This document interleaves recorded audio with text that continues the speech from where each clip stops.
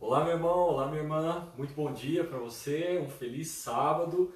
Espero que a semana tenha sido uma semana de bênçãos na presença de Deus. Temos a certeza de que Deus está cuidando de nós, temos a certeza de que Deus é um Deus poderoso, não só para cuidar da nossa vida, mas principalmente para nos salvar. Essa é a nossa esperança, a esperança da salvação que temos em nosso coração e que em breve, muito em breve, eu creio nisso, nós veremos o nosso Salvador voltando nas nuvens dos céus para então nos buscar e vivemos eternamente ao lado dele. É uma alegria mais uma vez poder falar contigo, falar com a sua família, poder chegar aí até o seu lar, nesse momento de crise em que estamos vivendo, mas Deus nos deu a oportunidade de poder transmitir essa lição, para que então pudéssemos dar uma oportunidade para você poder estudar a palavra de Deus junto conosco. E é uma alegria mais um sábado poder estar então aqui na sua presença, na presença dos seus familiares, principalmente na presença de Deus, para juntos então desfrutarmos um pouco mais da palavra de Deus. Então nós temos aqui hoje dois amigos novamente aqui para comentar aqui conosco. Nós temos mais uma vez o Diogo, diretor da Escola Sabatina, que está aqui conosco, e gostaria que você desse o seu bom dia aí para o pessoal, Diogo. Vamos lá. Bom dia a todos, um feliz sábado. É um prazer poder estar aqui, né? Uma alegria muito grande poder contribuir mais uma vez aqui com a nossa lição da Escola Sabatina. Fico feliz porque Deus tem nos dado essa oportunidade, essa transmissão, tem abençoado e pessoas também têm ouvido, né, da palavra de Deus. Queria deixar um abraço aqui para minha família, um beijo para o meu filho Miguel, para minha esposa. Fica a dica, hein, Valdir, porque eu já fui cobrado, então Deus abençoe vocês. Estou com muita saudade dos nossos irmãos da igreja, que Deus abençoe a todos. E o apelo do diretor é: continue firme e fazendo a lição da Escola Sabatina juntamente com a leitura da Bíblia. É isso aí, Diogo. Muito obrigado aí pelo seu bom dia para o pessoal. E temos aqui Valdir. Valdir é a primeira vez que está aqui conosco, né, Valdir?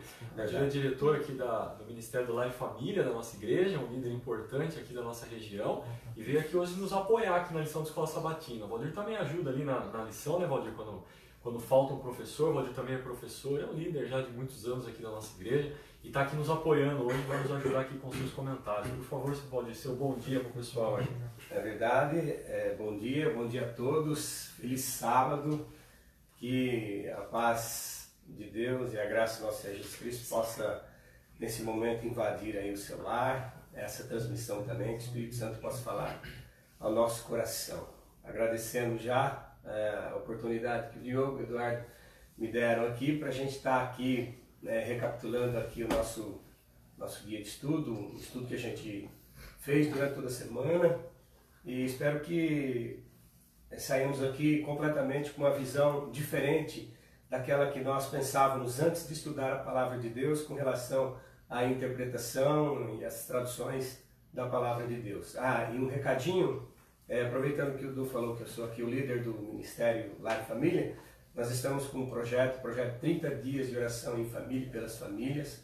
Hoje nós temos vamos fazer uma programaçãozinha diferente aí. Uns 15 minutos antes de entrar o pastor Camacho pregando, a gente vai fazer uma pausa lá para a gente reunir a família, lá por umas 10h45 mais ou menos, reunir a família e todos em família vamos orar pelas nossas famílias, porque nós precisamos buscar o auxílio divino, precisamos buscar a ajuda de Deus no momento de crise que a gente passa, não só no nosso país, mas no mundo inteiro, mas principalmente dentro da família.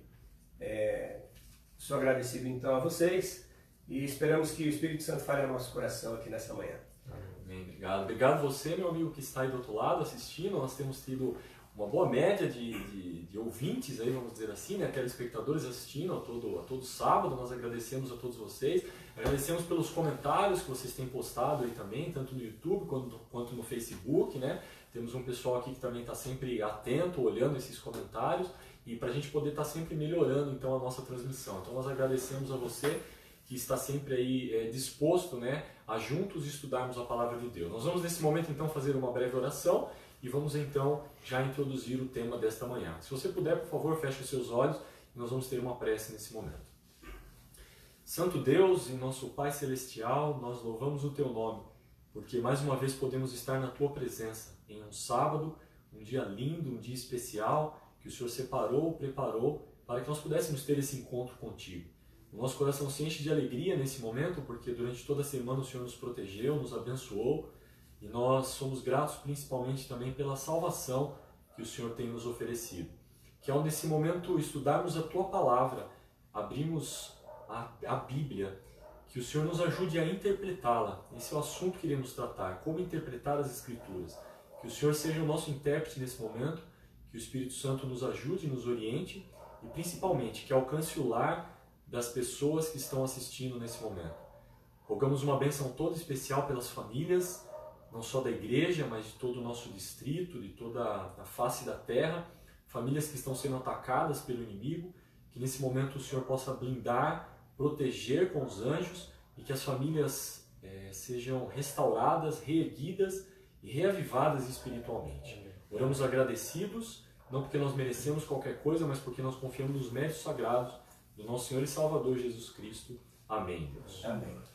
Vamos lá, queridos. Olha, não sei se você já percebeu, eu gosto sempre de perceber isso, né? Já estamos na lição 6 do trimestre, né? Ou seja, já praticamente na metade do trimestre já se foi, né? E nós estamos aqui estudando, aprendendo uma lição maravilhosa que tem nos ajudado muito em como interpretar a Bíblia. E o tema de todo esse trimestre é exatamente sobre como interpretar as Escrituras. E a lição 6, praticamente a lição na metade, né, do trimestre, vem dizer por que a interpretação, então, ela é necessária. Foi isso que nós estudamos durante toda essa semana e é isso que nós iremos agora conversar aqui em conjunto com os nossos amigos. Bom, quando nós estamos falando em interpretar a Bíblia, nós temos que entender que isso não é um assunto trivial, não é um assunto banal. Sempre que nos achegamos à Bíblia, nós temos que nos achegar à Bíblia não como um livro qualquer, como um livro sagrado. E assim sendo, nós temos que dedicar tempo para interpretar a Bíblia e não apenas lê-la como um livro qualquer que você vai lendo de forma corrida. E a interpretação da Bíblia, ela passa por algumas fases, vamos dizer assim. Ela tem alguns elementos que vão nos ajudar a interpretar. Inclusive também vão nos atrapalhar na interpretação da Bíblia. É isso que nós vamos discutir um pouquinho aqui. Então, falando sobre esse tema de forma geral, interpretação da Bíblia, a lição trouxe então vários elementos que podem então nos ajudar ou até nos atrapalhar na interpretação da Bíblia. Então veja só, na lição, já introduzindo aqui a lição de domingo, eu gostaria de passar para os nossos amigos aqui para eles comentarem, Valdir e Diogo, um pouquinho, sobre como as pressuposições ou a cosmovisão que nós temos do mundo pode atrapalhar uma correta interpretação da Bíblia. Só que quando a gente fala de pressuposição e cosmovisão, é importante a gente dar uma breve definição antes da gente então poder discutir o assunto. Bom, pressuposição, o próprio nome da palavra já indica, né? Pré é algo antes e suposição é algo que eu estou supondo, né? Então, pressuposição é algo que eu suponho antecipadamente e aquilo que eu faço de análise sobre o contexto. Então, eu vou dar uma frase para vocês entenderem o que é uma pressuposição. Vamos lá. A frase é a seguinte: eu trabalhei no Réveillon, mas isso não foi tão ruim. Veja, qual é a afirmação aqui? Eu trabalhei no Réveillon. Essa é a afirmação. E qual que é a pressuposição aqui? Que trabalhar no Réveillon não é uma coisa normal e não é uma coisa tão boa assim. Por quê? Porque eu disse o seguinte na frase: mas não foi tão ruim.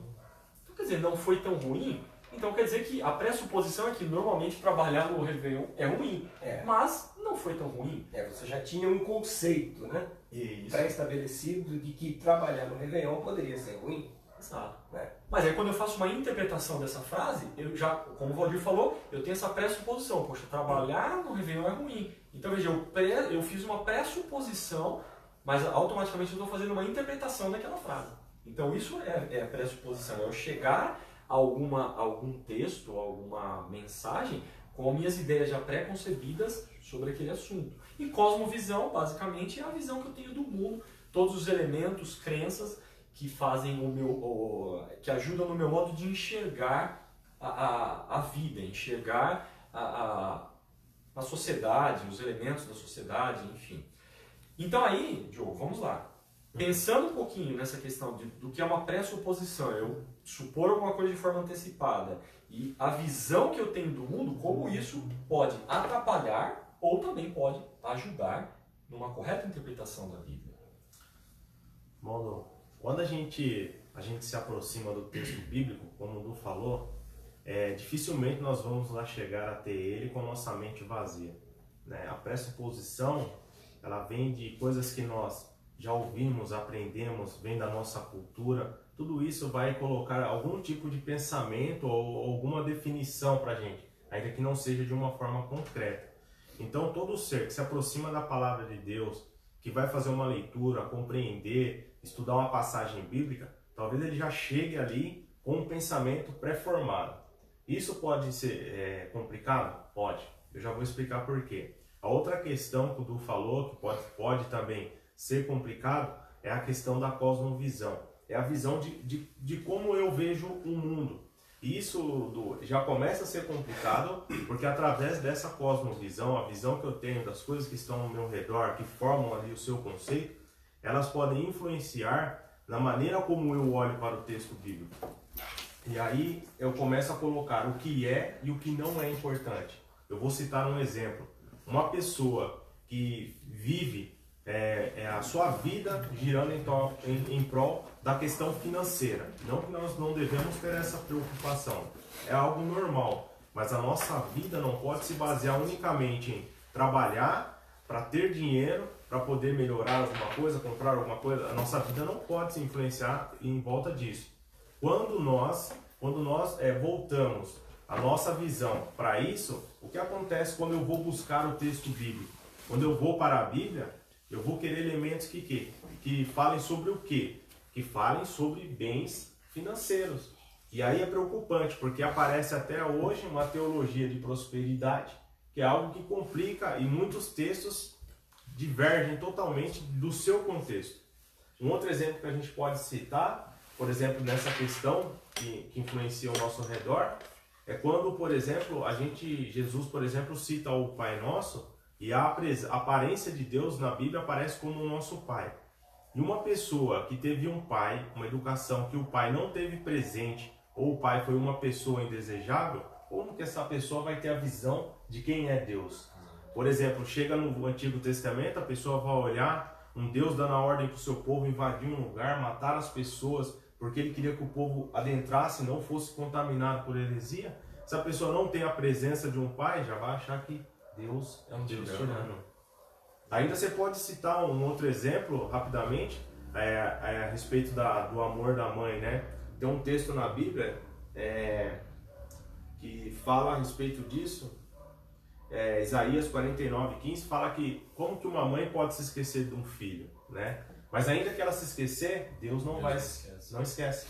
Agora uma pessoa, né, uma criança, por exemplo, que foi abandonada por sua mãe, não teve o amor de mãe, como que ela vai comparar ao amor de Deus? Exato. Então, né, pensando por essa forma, nós vemos que nós vamos ter algumas complicações se nós chegarmos ao texto bíblico com essas pressuposições ou essa visão, né, do mundo como um todo. Né? De uma forma ainda que esse texto pode nos ajudar. Por exemplo, eu gosto de citar exemplos. Eu fui criado conhecendo a Bíblia desde criança. Só que um lado bom que eu vejo é que quando eu me deparava com alguma coisa, eu queria comparar com o que eu aprendia para ver se o que eu estava vendo era certo. Então a minha pré-definição me criava uma expectativa de aprender mais. Eu vejo isso como um lado bom, porque quando você ouve, você tem uma formação sobre algum assunto, mas você ouve algo diferente, aí você vai atrás para ver se realmente é aquilo ou não. E quando eu me deparei com isso, por exemplo, eu aprendi grandes verdades. Um exemplo foi 70 semanas. Eu acreditava que ia concluir no final de todas as coisas. Quando eu me deparei com, por exemplo, o pastor Arilton falando, eu fui ver que a teologia adventista ela mostra realmente o cumprimento no tempo certo. E quando eu aprendi isso, então isso foi muito bom para mim, é muito importante. Então, há situações que vai vir para o lado bom, mas a gente precisa ter muito cuidado com essas pressuposições. Muito bom, Valdir, seus comentários? Falando sobre pressupostos, na verdade todos nós temos os nossos pressupostos aí, porque de uma maneira ou de outra fomos criados em culturas diferentes. Ao ler a palavra de Deus, o problema não é estar com os pressupostos, levar os pressupostos à leitura da palavra de Deus. O problema é quando a gente deixa que esses pressupostos se sobressaiam sobre a palavra de Deus. Nosso guia de estudo traz a experiência de Jesus com os discípulos, né? Jesus com os discípulos. Os discípulos, eles tinham, quando eles olhavam para Jesus, eles tinham alguns pressupostos. Por exemplo, eles não compreenderam exatamente o significado da missão de Cristo na Terra, porque eles achavam que Jesus era o libertador político, militar da nação. Mas por que eles tinham esses pressupostos? Porque os seus líderes interpretavam as Escrituras de uma maneira completamente equivocada, de uma maneira completamente errada. E alguns pressupostos assim que eles tinham, e até alguns preconceitos que eles possuíam, foi quando o nosso guia de estudo aqui pega a passagem de Lucas 24:36, mencionando que Jesus então entra na presença deles, Jesus pede para eles se eles tinham alguma coisa ali para comer e tal, e eles dão ali um pedaço de peixe e um favo de mel para Jesus comer. Mas espera aí, quando Jesus entra na presença deles, a porta está fechada. Como é que ele entrou aqui se a porta está fechada? Aí, o que o relato bíblico diz? O relato bíblico diz, olha, nossa, é um fantasma, né? Algumas versões dizem assim, é um fantasma ou é um espírito, né? Peraí, fantasma, espírito? Então, eles tinham assim umas pressuposições, porque os líderes ensinavam, há uma ala dos judeus, da crença judaica, que ensinava a cabala, eles eram cabalistas. Ou seja, uma religião, uma crença mística que não acreditava na ressurreição. Que não acreditava na ressurreição. Por isso que eles vêm, então, ele vem a Jesus com esses pressupostos e muitos aspectos da missão de Cristo, da missão que Jesus tinha, eles não conseguiam compreender, eles não conseguiam entender. Exatamente. E até puxando o gancho da questão dos discípulos, a gente vê isso na própria rejeição deles ao fato de Jesus ser não o Messias que eles esperavam, né? Eles tinham essa pressuposição, eles imaginavam, por uma leitura distorcida da Bíblia, de que Jesus viria para colocar um ponto final no julgo romano, no domínio romano. Aí muitos acabaram rejeitando Jesus, por quê? Porque Jesus falava, meu reino não é desse mundo, etc. Mas como não é? Tem que ser, então, né? É a pressuposição. Então o problema, meu irmão, não é você ter pressuposição. Na verdade, todos nós, como o Valdir falou, teremos pressupostos. Faz parte da nossa visão de mundo, da nossa visão, não tem como. O problema é, então, você não permitir que, quando a Bíblia te dá uma clara definição, assim diz o Senhor, você não permitir que isso quebre o seu pressuposto. E você fique com o seu pressuposto. Porque ficar com o pressuposto em lugar da Bíblia, esse é o problema. O problema não é o teu pressuposto. Porque esse todos nós efetivamente teremos. E uma outra questão que eu vejo assim, quando a gente fala sobre pressuposição, sobre preconceito, na nossa comunidade, por exemplo, eu praticamente nasci, né, na igreja adventista. E se você for analisar, se eu for analisar, se não tem muita pressuposição quando eu vou à Bíblia, quando eu vou estudar a Bíblia, porque tudo que eu aprendi a respeito da Bíblia, a respeito da minha fé, a fé adventista, eu não tenho dúvida. Mas eu fico pensando assim, será que isso de uma maneira ou de outra aconteceu na vida de alguém próximo a mim? Porque a gente está falando da experiência dos discípulos. Né? Aí eu vou no passado e me lembro do meu pai, né? Se você me permite contar aqui rapidinho, a experiência do meu pai. Meu pai, ele recebeu a mensagem adventista, eu já contei para vocês, a experiência, né, de conversão da família do meu pai, ainda quando ele era muito novo, mas ele foi doutrinado, ele foi ensinado com uma visão assim, olha, tudo que a Igreja Católica ensina é errado, porque a Igreja Católica ensina o contrário do que a Bíblia ensina. Então ele cresceu com essa suposição. Chegou um determinado momento da história de conversão dele, ou história religiosa, dentro da Igreja Adventista, que ele via algumas coisas dentro da Igreja Adventista que ele não admitia serem certas. Porque era a mesma visão da Igreja Católica. Porque era a mesma visão da Igreja Católica, como, por exemplo, Jesus ressuscitou no primeiro dia, e ele provava por A mais B, dentro de um estudo bíblico, dentro do estudo da Bíblia, que Jesus não havia ressuscitado no primeiro dia da semana. que Jesus havia ressuscitado no sábado.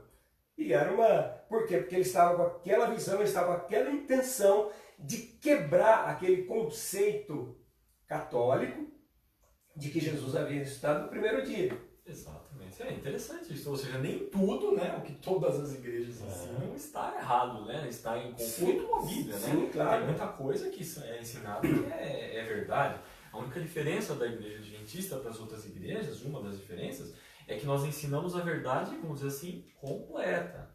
E outras igrejas, elas ensinam parte da verdade, não toda a verdade. Então essa é a grande diferença. Não necessariamente porque tudo que tem nas outras igrejas está errado. Mas é interessante que esse pressuposto dele acabou barrando, né, a mente dele para outras coisas. É porque ele deixou que o pressuposto sobressaísse a palavra de Deus. Exato. Então quando a gente vai na Bíblia, estudar a Bíblia com a intenção de justificar o nosso pressuposto, o nosso preconceito, com certeza a gente consegue. Por isso que há e existem mais de 10.000 religiões ou igrejas no Brasil inteiro. Pois é, interessante. Bom, falamos sobre pressuposição, falamos sobre cosmovisão, como isso pode atrapalhar, como isso pode ajudar, então, a nossa interpretação da Bíblia. Agora, quando estamos falando de interpretação, não podemos esquecer que nós estamos com uma Bíblia em nossas mãos, né? Pelo menos a maioria de nós, estão com uma Bíblia na tradução para o português. Né? Mas a Bíblia não foi escrita em português, ela foi escrita em outras línguas. Né? Então, obviamente, que quando a gente faz uma tradução, o tradutor da Bíblia, ao traduzir alguma coisa, ele tem que interpretar. Porque a tradução, uma palavra tem vários significados, ele tem que interpretar qual que é o melhor significado. Então, ele faz também uma interpretação. Né? Então, eu queria que vocês agora comentassem, começando pelo Valdir, dessa importância de uma boa tradução, e vou mais além ainda, Valdir. Colocar você na parede aí. Levando em consideração que a linguagem da Bíblia é muito antiga, ou seja, são línguas que já praticamente nem são faladas mais, né? E ela foi traduzida para vários idiomas, que garantia que eu tenho de que isso não foi deturpado ao longo do tempo, que o sentido original ainda é o mesmo. Nós já sabemos que a Bíblia, ela é a palavra de Deus inspirada, isso a gente conhece. E a gente conhece também que a Bíblia, ela tem 66 livros, e que Deus inspirou aproximadamente 40 autores. Ela foi escrita há mais de 1.500 anos, né, em 3 continentes aí, diferentes. Como você disse, ela foi escrita em hebraico, aramaico e grego antigo, que é o grego koiné. É um grego diferente do grego atual, que existe hoje, por exemplo, lá na Grécia. Completamente diferente.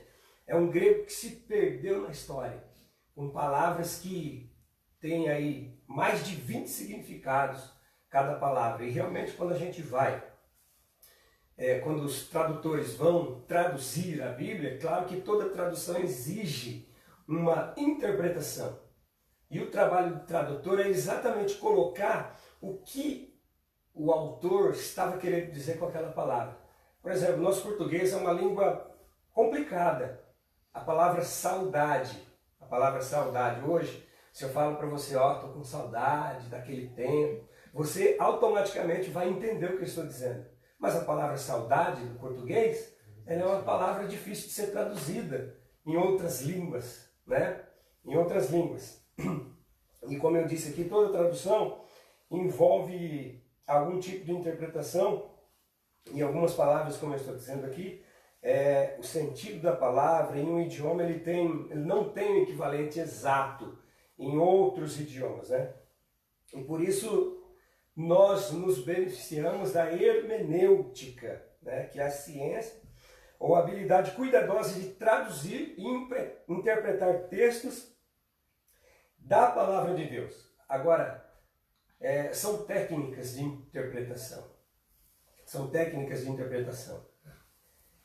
Agora, essa questão da veracidade ter se perdido, da veracidade da palavra de Deus, do sentido das palavras originais terem se perdido aí ao longo dos anos, ao longo do tempo, eu posso garantir para você, nem só eu garanto, mas a própria Bíblia, a palavra de Deus, garante que isso não aconteceu com a Bíblia.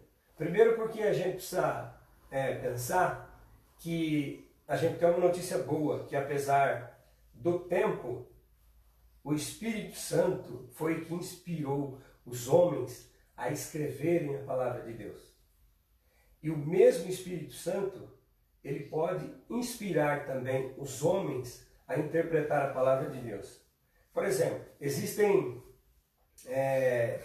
aí dentro da própria Bíblia algumas discrepâncias ou erros. Por exemplo, a Bíblia prova que ela não foi escrita para justificar alguma coisa que, por exemplo, nela esteja errada. Por exemplo, se a gente pegar aqui, olha,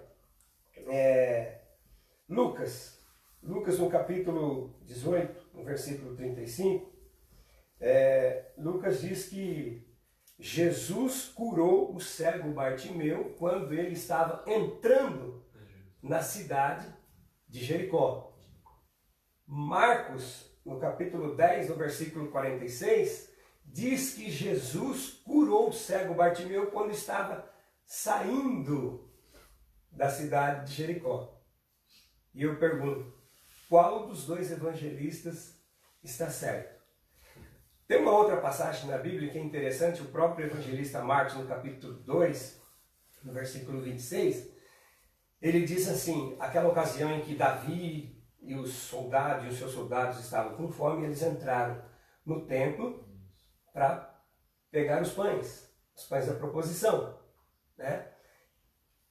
Marcos diz que Davi entrou no templo nos dias em que o sumo sacerdote era Abiatar.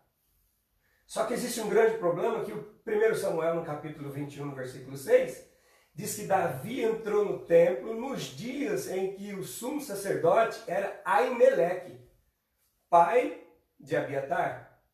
Mas olha, embora haja essa discrepância entre os escritores, entre os autores, o sentido original da mensagem está preservado. Então, isso aí, a gente pensa assim, é um crédito maior ainda para a Bíblia, para a palavra de Deus, de que ela não foi modificada ou que ela foi editada ou alterada em interesses próprios, porque qualquer autor de livro, por exemplo, num capítulo ele escreve uma coisa, aí chegar no outro capítulo ele escreve outra coisa, e ele fala, pô, peraí, mas lá no capítulo... Vou corrigir, né? Eu vou corrigir aqui agora, porque eu escrevi isso lá, então eu vou corrigir. E não acontece com a Bíblia. Então isso é uma prova de que a Bíblia ela permanece inalterada. E que a palavra de Deus, ela está aí para o nosso estudo, para a nossa compreensão. Exato. Muito bom comentário. O importante não é se foi na entrada de Jericó ou na saída de Jericó. Não, o importante é que ele curou Bartimeu. Não é isso? É porque a mensagem principal é a cura do cego. Muito bom, né? E aí, Diogo, e agora? Então, fala um pouquinho sobre traduções e interpretação. Então, como o Valdir disse, nós temos que entender que a palavra de Deus, ela foi expressada, é a vontade de Deus, daquilo que nós precisamos, principalmente questão de salvação, questão de como levar uma vida cristã. Tudo isso, a Bíblia tem muitos conselhos expressados pelo próprio Deus. Então eu penso assim, Du, que se Deus ele teve esse trabalho de expressar sua vontade para o ser humano, é lógico que ele iria ter um cuidado especial, né, na forma de quem? Na presença do Espírito Santo, não só a não deixar que a Bíblia se perdesse, porque foi um livro, como nós já falamos aqui, foram textos, rolos que foram guardados até chegarmos no que temos hoje. Então a garantia é que nenhum trecho se perdeu, tudo aquilo que foi proveitoso está aqui, da vontade de Deus está aqui. E quando foi realizado essas traduções, né, para que atingissem toda a língua, porque a própria Bíblia fala que esse evangelho terá que ser pregado a toda nação, tribo, língua, povo, vai ter que alcançar todas as pessoas na face da terra para que o Senhor retorne. Então veja que essa expressão de Deus, da sua vontade, é lógico que ele teria todo um cuidado especial para que ela chegasse até nós de uma forma correta, né? É lógico que o Valdir disse é importante, porque cada pessoa que traduz, ele vai ter que colocar um pouco da sua interpretação. A lição falou para nós que isso é uma ciência, é um cuidado e outra, uma responsabilidade. Mas eu queria citar também a importância não só da questão da tradução aqui em nossas mãos, mas também de como nós olhamos para o texto. Na verdade, quando a pessoa começa a traduzir, a interpretar esse texto, a lição aqui no comentário do professor, ela falou um pouco sobre a exegese.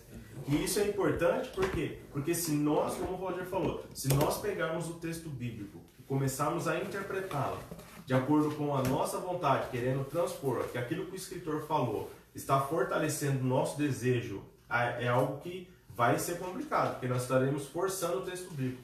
Agora, quando nós fazemos essa interpretação de uma forma correta, avaliando a cultura, o tempo que foi escrito, para nós conhecermos principalmente a questão da gramática que foi escrita, como o Valdir citou, algumas palavras não têm interpretação, então tem que ter todo um cuidado especial, mas essa é a forma mais certa da gente fazer para alcançar aquilo que o texto está dizendo e não forçar o texto a querer garantir algo que nós estamos colocando como verdade. Seria o nosso ponto de vista com relação a Deus e não Deus colocando o seu ponto de vista em relação a nós, seres humanos. Então, a importância de termos talvez várias traduções, principalmente quando nós nos deparamos com textos difíceis da Bíblia, é porque nós temos ainda a probabilidade de buscar em outra, né? E tem algo muito, muito complicado também, porque algumas denominações, elas têm a sua própria Bíblia. E aí, por que eu digo que isso é complicado? Porque nós estamos falando que pessoas estão colocando a sua pressuposição, o seu ponto de vista com relação às Escrituras. Então, nós devemos tomar muito cuidado. E eu acho importante também a gente ter essa variação, porque a gente pode buscar, por exemplo, em várias outras traduções. Eu acho até assim, tem muitas pessoas que gostam, né, da linguagem de hoje. Algo particular meu, eu não gosto muito, porque quando a gente lê a linguagem de hoje, eu acho que o autor tentou colocar tão assim no momento que nós estamos vivendo, que talvez a essência do texto às vezes se perde um pouco. Mas assim, ela é importante porque ela também, em alguns pontos, ela traz um grande esclarecimento. Então, eu acho de grande valia, mas sempre tendo a certeza que o Espírito Santo de Deus esteve agindo por trás de tudo isso, tomando conta para que a mensagem de Deus não fosse perdida e chegasse até nós nos dias de hoje. Agora que o Diogo falou sobre uma versão, talvez quem nos assiste está perguntando lá, mas e aí? Qual a melhor versão ou tradução usar? Né? Estou falando um pouquinho sobre tradução, existem as traduções equivalentes. Existe a equivalência formal, né? Existe a equivalência formal, é aquela tradução da Bíblia que ela vai palavra, ela obedece o sentido da palavra por palavra.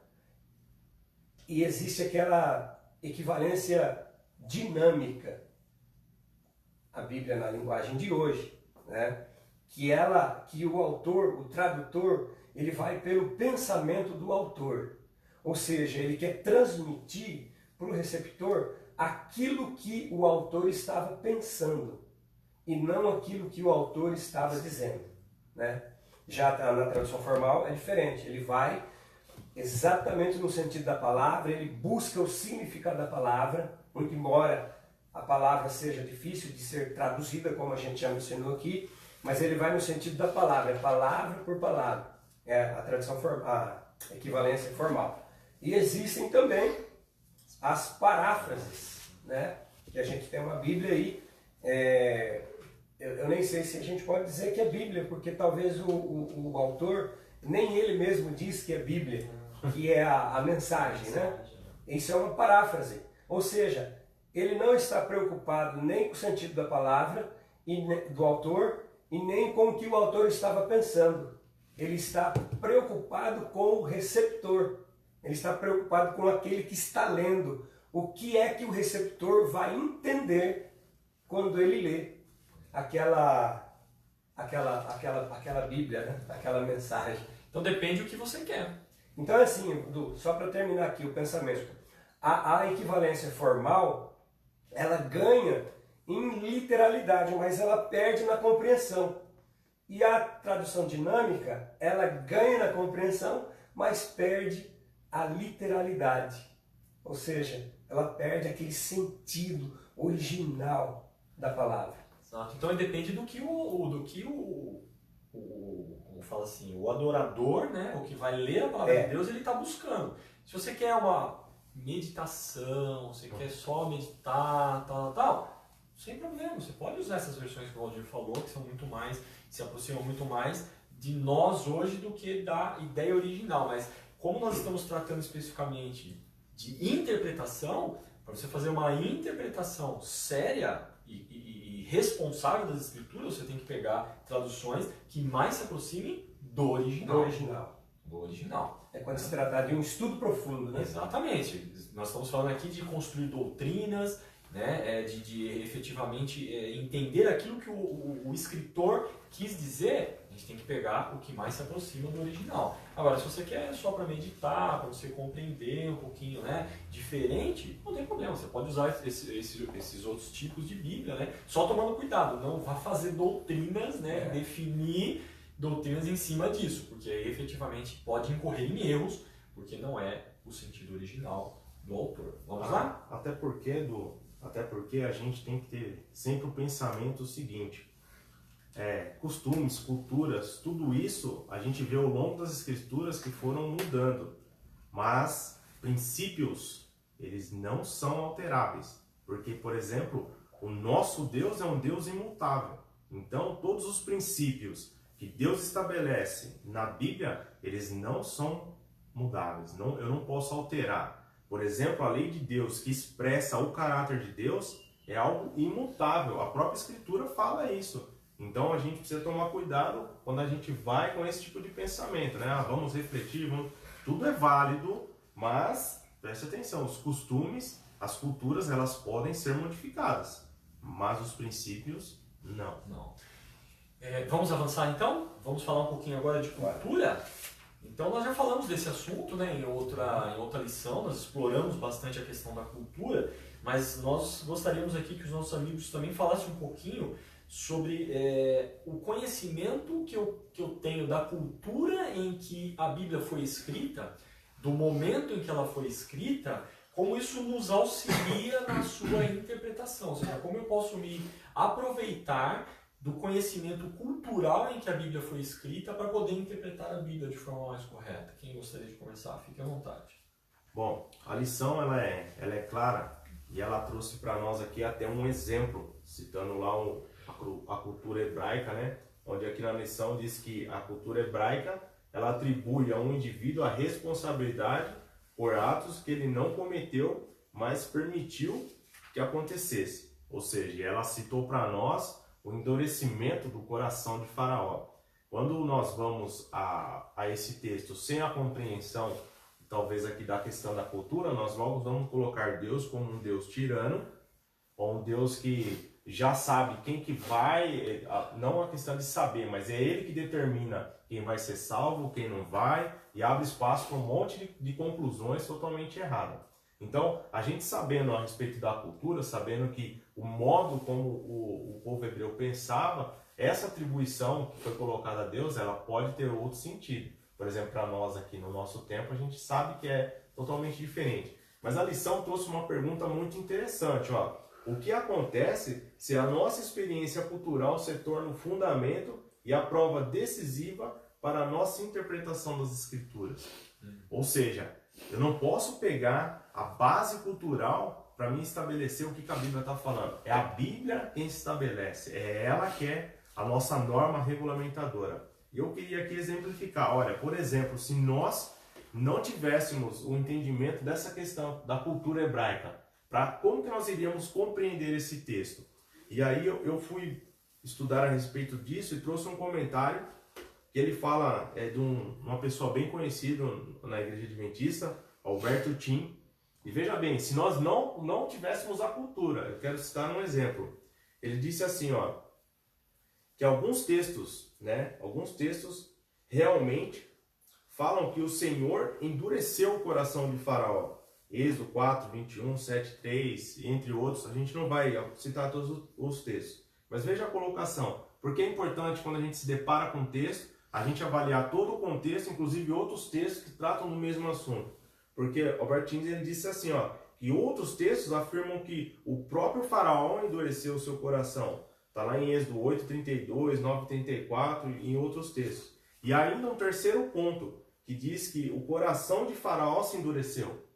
Ou seja, os dois últimos pontos não estão nem falando, não atribuem a Deus um endurecimento.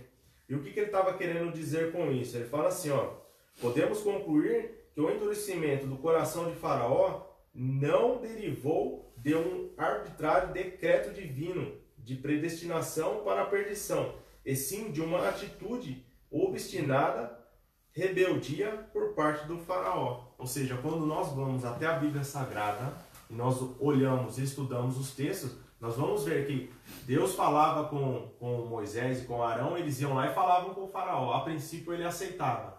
Depois que eles iam lá e resolviam aquela questão das pragas, ele voltava atrás e ficava com o seu coração endurecido. Chegou um certo momento que Deus falou, agora chega, agora você vai sofrer o juízo. Esse mesmo exemplo se aplica à nossa vida hoje. Nós estamos vivendo um tempo de graça e de misericórdia. Então Deus está dando esse tempo, mas a gente tem que entender que vai chegar um momento que Deus vai falar, agora chega e agora vai vir o juízo. E aí, será que Deus endureceu o coração das pessoas que não aceitaram? Ou foram as pessoas que não aceitaram a oferta de salvação de Deus? Né? Um ponto interessante que a lição trouxe para nós também, ele fala que embora Deus ele tenha falado a gerações específicas, ele cuidou para que as futuras gerações que leriam a palavra de Deus entendessem que essas verdades vão além das circunstâncias locais e limitadas. Ou seja, a cultura, a Bíblia transcende a cultura, o tempo. Nós já estudamos isso, como o Du bem falou. E eu queria só ler um texto para mostrar para você que realmente Deus ele tinha essa preocupação. E Jesus, ali em João 17, o 20 e o 21, Jesus, ele, ali na sua oração sacerdotal, quero citar só um trecho aqui para nossa compreensão. Jesus diz assim, ó, João capítulo 17, o 20 e o 21. E não rogo somente por esses, ele está falando aqui dos seus discípulos, né, que estavam com ele, mas também por aqueles que pela sua palavra hão de crer em mim. Ou seja, Jesus está falando aqui de mim e de você. E ele continua no 21 dizendo, para que todos sejam um como tu, ó Pai, o és em mim e eu em ti, e também eles sejam um de nós, para que o mundo creia que tu me enviaste. Ou seja, na oração, Jesus está falando que nós vamos conhecer ele através da sua palavra, nós vamos acreditar. E o mais importante, ele termina o verso 21 falando que esse conhecimento nós vamos testemunhar ao mundo que ele realmente é o Messias e ele que realmente é o Salvador. Então, naquela época, Jesus já estava expressando o seu desejo de que nós viéssemos a conhecer realmente a palavra de Deus. Muito bom, Evaldir. Suas considerações sobre a cultura. O Diogo acaba tirando da minha boca as palavras que eu ia falar, que é a famosa oração de João, no capítulo 17, né? A oração de Jesus, no livro de João, capítulo 17, quando ele diz exatamente isso aí que o Diogo falou. O que a gente precisa entender é assim, olha, a Bíblia é uma carta de amor. E a mensagem central da Bíblia é a seguinte: Deus nos ama e Ele quer fazer de tudo para nos salvar. A salvação, ela é estendida a todas as pessoas, desde Adão e Eva até o bebezinho que vai nascer daqui a pouco. Então, essa é uma mensagem universal. Ela não foi oferecida a uma cultura específica, lá no passado, a um povo específico, mas ela é oferecida a todos os povos, em todos os tempos. Essa é a mensagem central da Bíblia. Prova disso é a oração de Jesus, que o Diogo acabou de ler, que ele ora não só por aqueles, mas também por todos os outros que viriam em todas as eras, em todas as épocas, conhecer a sua palavra, conhecer o seu amor, conhecer o verdadeiro objetivo que ele tinha quando ele veio a essa terra morrer na cruz do Calvário. Essa é a mensagem central da Bíblia. O amor de Deus buscando o pecador. Falando sobre cultura, essa questão da cultura, existe um elo que nos liga, que liga os seres humanos de todas as eras, desde as eras mais antigas até a nossa era, que é a nossa questão que é a questão do pecado. Necessidade de salvação. A necessidade de salvação. Todos nós somos pecadores e necessitamos da graça de Deus, independentemente da cultura. Deus procura buscar e salvar todas as culturas. Ou seja, a Bíblia transcende, então, né? Transcende todas as culturas, passa por todas as culturas. Mas, na hora de interpretar a Bíblia, né, para não errarmos, como foi comentado, é importante a gente entender a cultura, que a Bíblia foi escrita exatamente para a gente não chegar em conclusões erradas sobre Deus. Como o exemplo que o Diogo deu, Deus endureceu o coração de Faraó? Depende. Se você é um ocidental, como nós devemos entender esse texto como Deus permitiu o coração de Faraó se endurecer. Se eu sou um oriental, portanto um judeu, eu entendo que Deus efetivamente fez aquilo. Mas isso não muda. O que o Valdir falou, isso não muda. O fato de que Deus deu diversas vezes oportunidade para Faraó se salvar. Por quê? Porque Faraó também era o quê? Um pecador. Então, tanto o coração de Faraó lá no passado, tanto o meu coração hoje estar endurecido, não importa. Importa é que Deus está me dando oportunidade, não importa no sentido que Deus está me dando oportunidade, por isso que ele falou que a Bíblia transcende. Ou seja, Deus atuou no Faraó, o Diogo comentou, Deus atua hoje. O Valdir comentou. Então, a Bíblia, ela transcende, né? Porque esse é o objetivo de Deus, a nossa salvação. Mas vamos em frente. Pode falar. Depois nós vamos Eu só ia falar do exemplo do apóstolo Paulo, que o próprio guia de estudo aqui menciona, né? Sim. Quando ele está lá em Atenas e tal, e ele percebe, o apóstolo Paulo, ele entra dentro da cultura dos atenienses. E era uma cultura politeísta. Eles adoravam vários deuses, vários ídolos. Mas ele percebeu, estando em Atenas, ele percebeu que tinha lá um altar dedicado ao Deus desconhecido. Aí os atenienses perceberam que ele estava falando, que ele estava pregando, e eles, mas o que esse tagarela, né? A minha versão diz assim, o que esse tagarela está falando? Sobre o que ele está falando? Ele começa então a conversar com eles, e ele entra dentro da cultura dos atenienses para introduzir a mensagem de Cristo, para introduzir a pessoa de Cristo, né? A mensagem da salvação, dizendo que aquele Deus desconhecido é exatamente o Criador do céu, da terra, de todas as coisas, inclusive aquele que foi morto, que foi crucificado, mas que ressuscitou. Aí quando ele começa a falar de ressurreição, vai embora. Aí não, deixa isso aí, a gente fala vai ouvir você em uma outra época, porque não acreditava, não fazia parte da cultura. Exato. Acreditar na ressurreição, na cultura dos atenienses, acreditar na ressurreição. Mas enfim, o apóstolo Paulo, ele penetrou na cultura dos atenienses para introduzir a pessoa de Cristo. Agora, um detalhe interessante do que às vezes a gente pode correr o risco de querer entrar em determinadas culturas para introduzir a mensagem, a palavra de Deus e ser contaminado com a cultura. Por isso que a gente precisa tomar cuidado. O apóstolo Paulo, ele penetrou na cultura dos atenienses, que eram idólatras, né? Adoravam politeístas, adoravam vários deuses, mas ele não se contaminou com aquela cultura. Exato. Bom, o problema é que estamos falando aqui de interpretar as escrituras. A gente tem, né, vários elementos que ajudam, vários elementos que atrapalham, etc. Mas tem um que atrapalha todo mundo. Tem. Que é a nossa natureza pecaminosa. Essa natureza pecaminosa vai atrapalhar todo mundo, desde o principal intérprete, lá, um teólogo mais renomado até o mais simples, porque sempre tem a questão que nós somos pecadores se aproximando diante de um Deus santo. Eu gostaria que vocês comentassem um pouquinho, então, como o pecado atrapalha a interpretação das Escrituras, e aí vocês comentam esse ponto, assim, rapidamente, e depois eu vou passar por uma pergunta individual para vocês responderem, tá bom? Então vamos lá, quem começa? Primeiro, de forma geral, como o pecado atrapalha, e depois eu vou pedir para vocês me dizerem qual pecado que vocês acham que mais atrapalha. Mas essa é a segunda pergunta. Vamos só de maneira geral, vamos dizer assim, nós somos infectados pelo pecado. O pecado, ele provocou uma mudança na nossa mente.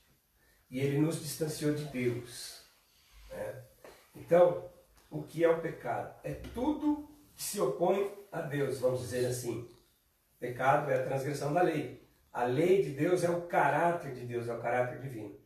Então, eu fico pensando assim, quando a minha vontade se sobressai à vontade divina, eu peco, eu estou pecando.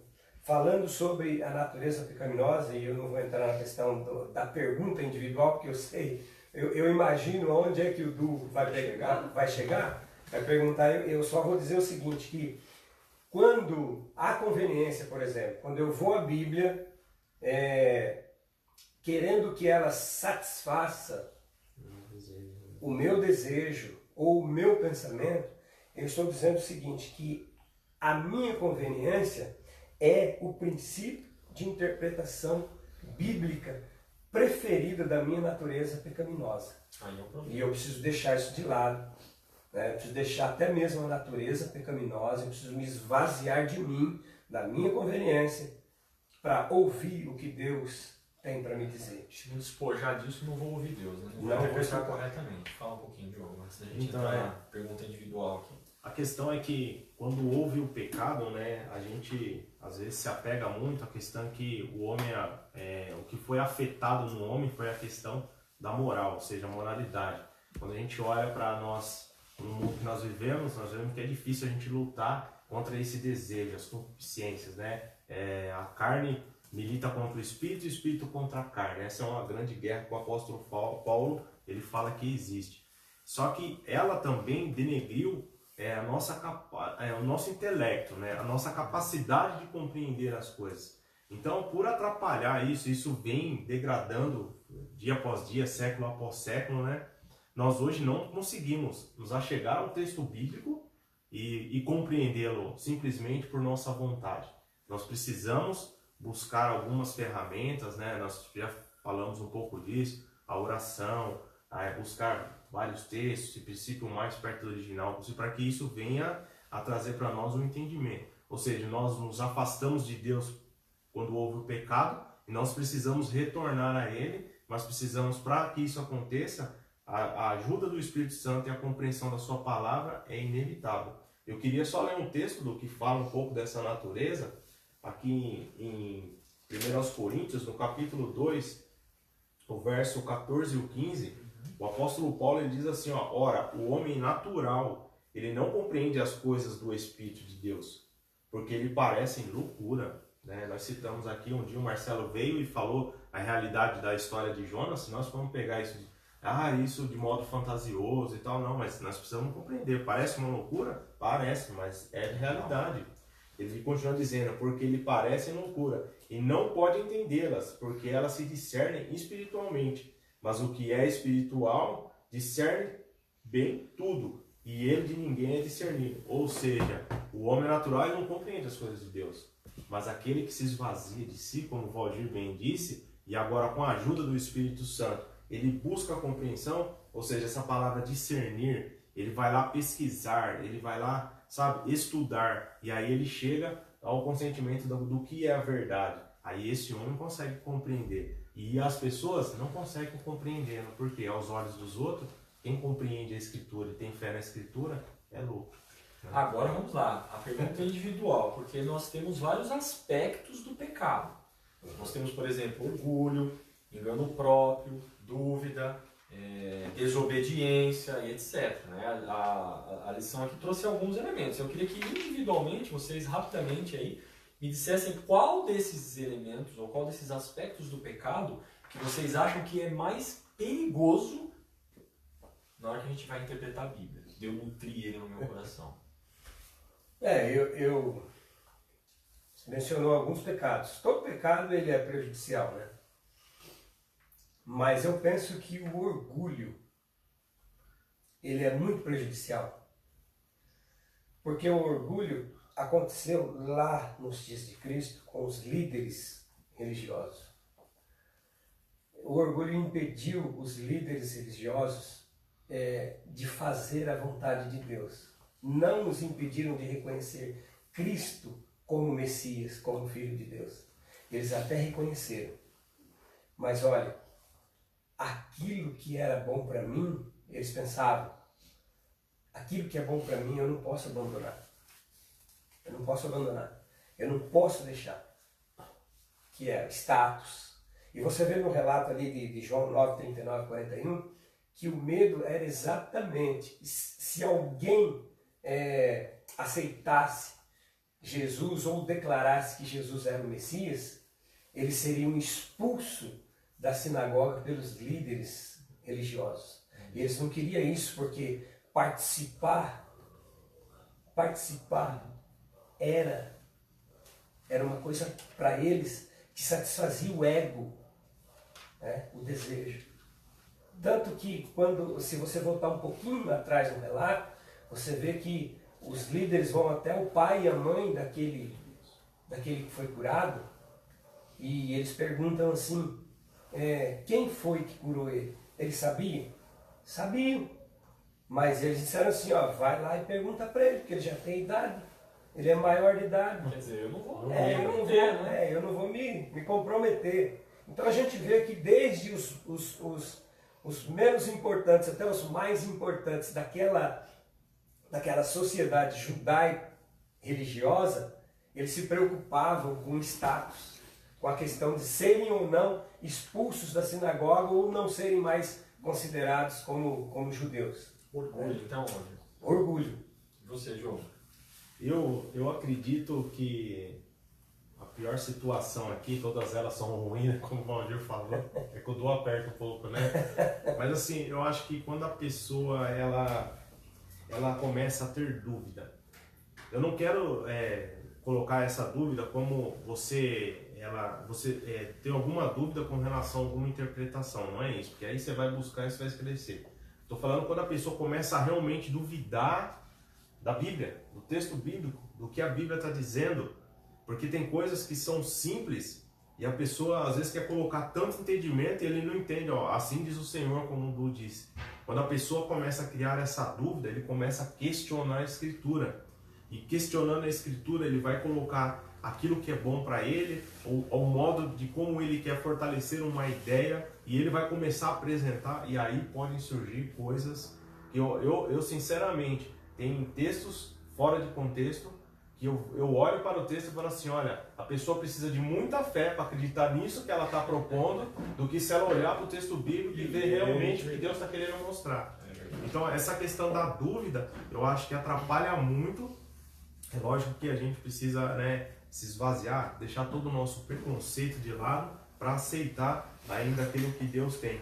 E eu queria citar aqui ainda, só para a gente concluir essa parte, na nossa lição, que nós já estudamos aqui, a lição de 4, falando a respeito da razão, tem algo muito importante que a gente deve fazer. E diz assim, o final da nossa lição de quarta-feira, a razão. Ela fala que somente quando aceitamos a revelação de Deus, ou seja, não temos dúvida, né?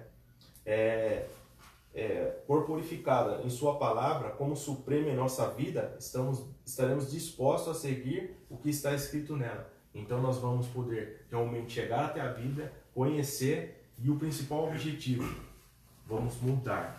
Porque nós precisamos não só conhecer e falar assim, não, eu aprendi, eu sei que é assim, então tá bom. Não, a Bíblia não vai cumprir o seu papel na nossa vida. O que nós precisamos é conhecer, mas aceitar as mudanças que são necessárias. Então o propósito ao qual Deus deu a sua palavra para a nossa vida vai ser cumprido. Muito bom. E você? E você aí do lado? Qual o pecado que você acha que é mais prejudicial na sua interpretação da Bíblia? Na interpretação da Bíblia? Comenta aí pra gente, por favor. Qual o pecado que você acha que é pior quando uma pessoa vai interpretar a Bíblia? Só para complementar o que o Diogo falou, que eu acho assim, que o autor do guia de estudo, do nosso guia de estudo, da lição da Escola Sabatina, ele foi divinamente inspirado, porque ele coloca para essa semana que nós estudamos, o versículo principal, que é o versículo de Hebreus 11:6, que diz assim, que de fato é impossível, sem fé, é impossível agradar a Deus, porquanto é necessário que aquele que se aproxima de Deus creia que Ele existe e se torna galardoador dos que o buscam. Sem fé? Impossível. Você não me perguntou, eles não me perguntaram, mas eu vou falar. O pecado que eu acho pior é o orgulho. Eu vou explicar por quê. Porque o orgulho começou com Lúcifer. E ele é o pecado que se manifesta na igreja do fim. Laodiceia diz, rica sou, não preciso de nada. Isso é o orgulho. Então o orgulho ele começou lá no céu e ele vem até os dias finais. E porque ele atrapalha a nossa interpretação da Bíblia, principalmente aqui, só para a gente passar para a próxima fase, próxima parte, o pecado, principalmente para nós, igreja remanescente do tempo do fim, o orgulho é muito perigoso. E como o Valdir falou aqui, o Valdir nasceu na igreja adventista, então o Valdir pode, em algum momento da sua vida, achar que ele sabe tudo. Para que eu preciso me aprofundar mais? E isso não é verdade. Nós estamos vendo diante dos nossos olhos as profecias hoje se cumprindo de Apocalipse 13, e eu digo para vocês, nós adventistas, por mais que conheçamos aquela profecia, tem muita coisa ali que a gente não conhece ainda. Agora, se eu já acho assim, não, eu já conheço tudo, aquela profecia, tá tudo certo, não vou ser enganado, olha o perigo. Então, assim, o orgulho tem que ser realmente quebrado diante de Deus, para que a gente possa ter uma interpretação correta da Bíblia. Vamos para a parte final, então, agora. Porque, assim, quando a gente está falando de Bíblia, interpretação da Bíblia, tem um ponto que eu acho que todos nós concordamos aqui. Todo mundo que está aqui, todo mundo que está do outro lado, também nos assistindo e nos ouvindo nesse momento. A mensagem principal, o assunto principal da Bíblia, qual é? A salvação. Salvação, ponto. Por quê? Jesus ele veio para fazer o quê? Nos salvar. Então as coisas que nós não entendemos hoje, as coisas que nós não compreendemos corretamente, interpretação, não deveriam nos causar tanto espanto. Nós deveríamos nos preocupar em permanecer salvos. Porque daí na eternidade a gente vai poder tirar todas as dúvidas que eu quiser. Só que veja, o assunto da salvação, ele é um assunto que precisa ser levado a todo mundo. E agora, aí sim, trazendo para a nossa pergunta, para a gente fazer as considerações finais aqui, como essa interpretação correta da Bíblia vai me ajudar a levar essa mensagem de salvação a todo mundo. E a verdade, o contrário também é verdadeiro. Como que uma compreensão incorreta do plano da salvação vai atrapalhar na minha missão? Então eu queria que vocês falassem um pouquinho sobre esse ponto. Eu penso assim que uma interpretação equivocada das Escrituras, equivocada assim, no sentido de interpretação errada, ela é tão prejudicial quanto a ausência da leitura da Bíblia. A gente precisa obedecer a alguns critérios para interpretar a Bíblia, para entender a mensagem da Bíblia. Isso aconteceu lá com o povo de Israel, logo que eles saíram da Babilônia, do cativeiro da Babilônia, e Neemias ali juntou o povo juntamente com Esdras e tal, e alguns sacerdotes, quando eles leram as Escrituras para o povo. Por que eles leram? Eles leram, explicaram e fizeram com que o povo aplicasse, ou seja, eles leram, explicaram e aplicaram. Então, esses três requisitos são fundamentais para a gente não fazer a coisa errada. Porque muitas vezes a gente tem que se desprender de tudo isso que a gente já disse aqui, para fazer a coisa certa. A gente tem que deixar os pressupostos ou o preconceito de lado, a gente tem que considerar o aspecto cultural também, e se a cultura for uma cultura prejudicial, a gente tem que deixar que a Bíblia, a palavra de Deus, transcenda a cultura, né? A natureza pecaminosa, a gente tem que se desprender de tudo isso, como fizeram lá no passado, o povo de Israel chegando da Babilônia, né? Voltando do cativeiro babilônico. Eles se aproximaram da palavra de Deus com interesse de coração. E eles reconheceram que a nação estava naquela situação e que tinha passado por tudo que tinha passado, na situação de cativeiro, porque os seus antepassados, de uma forma ou de outra, deixaram de ouvir e de atender corretamente a palavra de Deus e a vontade de Deus para eles. Então, a gente precisa tomar cuidado com uma interpretação equivocada, a interpretação errada da palavra de Deus. Suas considerações, por favor. interpretar as Escrituras, já que nós estamos falando aqui de um ponto muito importante relacionado à salvação. Se tivermos uma boa interpretação, nós vamos conseguir compreender o que Deus traçou para a nossa vida e vamos caminhar nela para a salvação. Caso contrário, como o Valdir bem disse, nós podemos nos desviar do caminho e isso vai trazer um prejuízo muito grande. Eu quero ler um texto aqui em João 5,39. João capítulo 5, no versículo 39. Veja bem, são palavras do próprio Jesus. Examinai as Escrituras, porque vós cuidais ter nela a vida eterna, e são elas que de mim testificam. Por isso nós entendemos que o cerne, o centro da Bíblia é a pessoa de Cristo. Como Deus Criador, Deus Redentor, Mantenedor, aquele que veio, morreu, exemplificou. E quando nós olhamos para a fiel interpretação da Bíblia, isso vai nos ajudar em outros aspectos. Por exemplo, formação de doutrina, formação de relacionamento. Ou seja, pensa numa igreja que tem as doutrinas fragmentadas, ou seja, quando você faz a pergunta a respeito de um texto, a doutrina não se sustenta. É muito complicado isso e afeta a fé de muitas pessoas.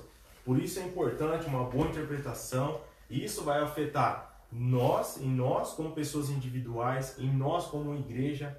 Podemos colocar ainda essa boa interpretação, essa doutrina fundamentada na nossa missão, na responsabilidade que nós temos em ir e levar o Evangelho às outras pessoas. Se nós não tivermos essa boa preparação e essa firmeza, como nós vamos agir dessa forma?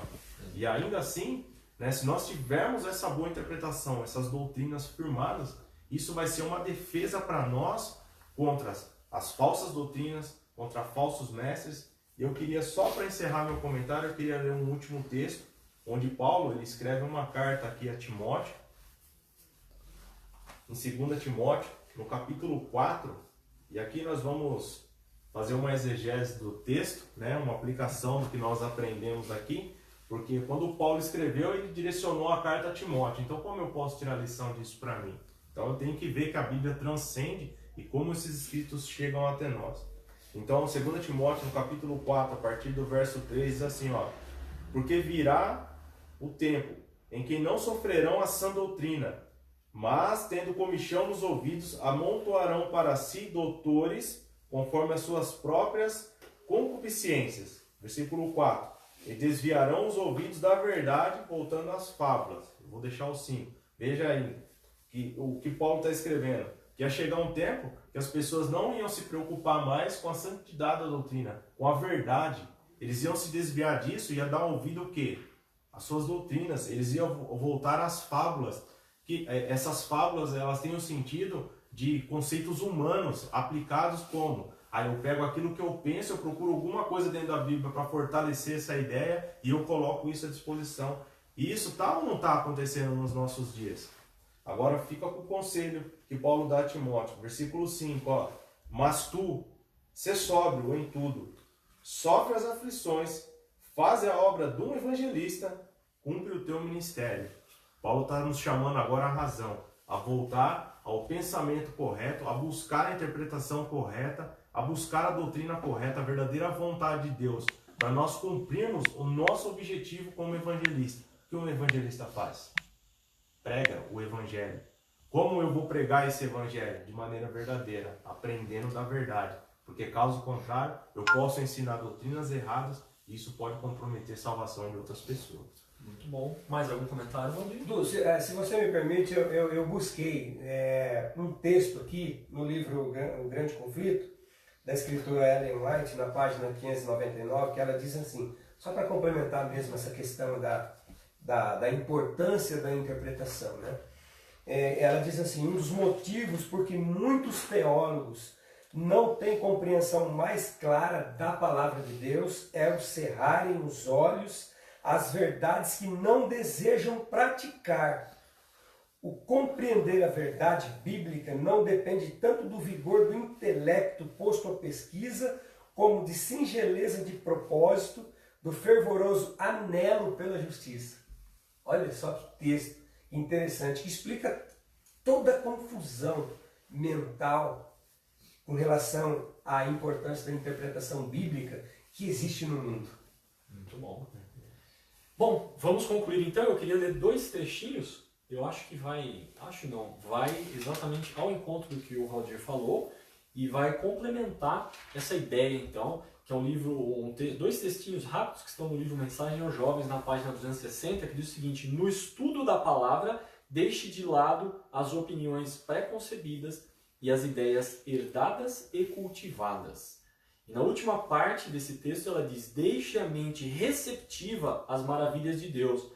Descubra o que está escrito e então firme os pés na rocha eterna. Ou seja, estejamos dispostos a obedecer aquilo que Deus tem escrito e com certeza isso resolverá todos os problemas de interpretação. Eu agradeço você, meu irmão, minha irmã, que esteve aí do outro lado. Peço desculpas, nós tivemos um pequeno probleminha hoje na transmissão ali do YouTube, mas nós já iremos subir o vídeo lá, então se você quiser divulgar para as pessoas que normalmente assistiam pelo YouTube o link, daqui uns 5, 10 minutinhos já estará disponível lá no canal do Apocalipse para você então poder assistir em outro momento que você desejar. Agradeço então a todos a paciência e a presença aqui na nossa classe e que Deus o abençoe nessa semana de maneira muito especial, que as ricas bênçãos do céu recaiam sobre o seu lar. Agradeço os nossos amigos aqui, Valdir e Diogo, obrigado pelas considerações e que Deus nos dê um feliz sábado, uma continuidade de sábado na presença dele. É o meu desejo e a nossa oração em nome de Jesus para você. Obrigado e amém. Amém.